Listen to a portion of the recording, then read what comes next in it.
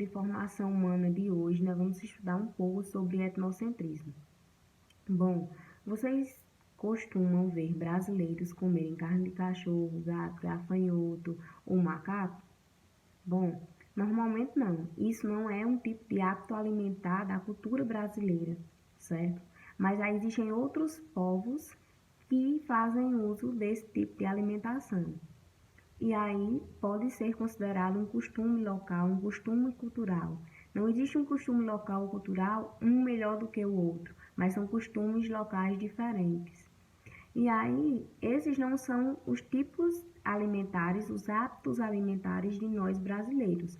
Mas cada cultura ela possui a sua religião, sua lei, seus costumes de vestimentas, sua moral, certo? Seus padrões. Então, isso se modifica de cultura para cultura. Não é que existe uma cultura melhor ou superior à outra.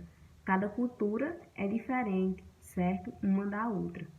E aí, pessoal, o que é que isso tem a ver com o etnocentrismo? Quando nós consideramos que a nossa cultura, os nossos valores culturais, a nossa etnia, ela é superior às outras, isso se torna uma atitude etnocêntrica.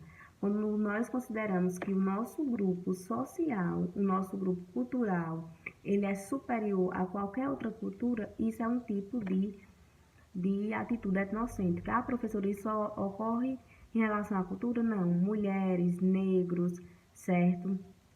A religião, pobres, também sofrem com essas atitudes etnocentristas, certo? Ou etnocêntricas. E aí, pessoal, isso surgiu muito antes da Segunda Guerra Mundial, certo?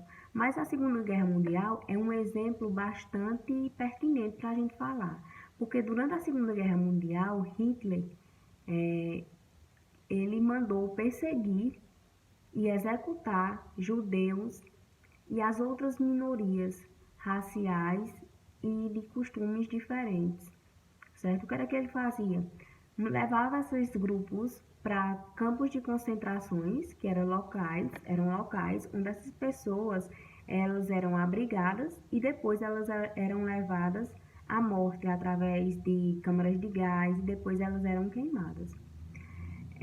Isso é um grande exemplo em que a raça alemã, considerada na época raça ariana, que é a raça ariana, ela era superior, ela se considerava superior às outras raças.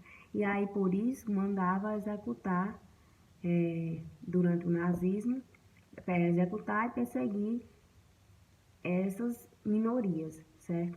Cada povo, pessoal, vai ter o que? A sua raça, a sua crença, a sua cultura. Então, nós devemos respeitar, não existe uma raça superior à outra.